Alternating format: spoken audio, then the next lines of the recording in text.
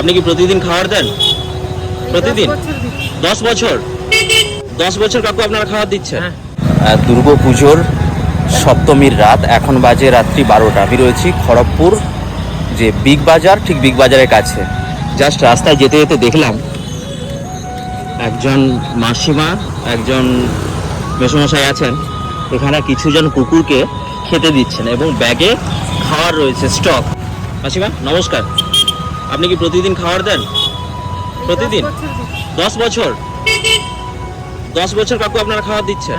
হ্যাঁ, তো প্রতিদিন সন্ধ্যাবেলায় আপনারা বেরান এত রাতে? 9টা থেকে রাত্রে 12টা পর্যন্ত।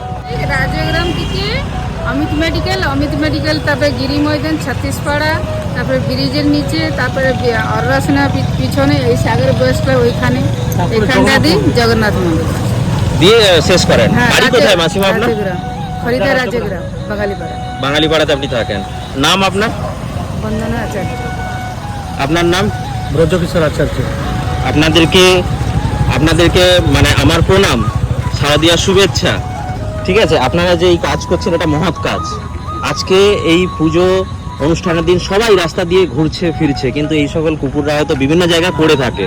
আমরা খাবার দিলেই এরা খায়। এটা তো অবলা জীব, বলতে পারে না যে আমার খিদে পেয়েছে। তো এই ধরনের মানসিকতা সবার থাকে না। তো মাসিমাকে দেখে আপনারাও একটু এগিয়ে আসুন এবং এই সকল অবলা জীবদের আপনারা খাবার দিন, তাহলে এরাও ভালো থাকবে, সবাই ভালো থাকবে। তো মাসিমা ঠিক আছে, ভালো থাকবেন।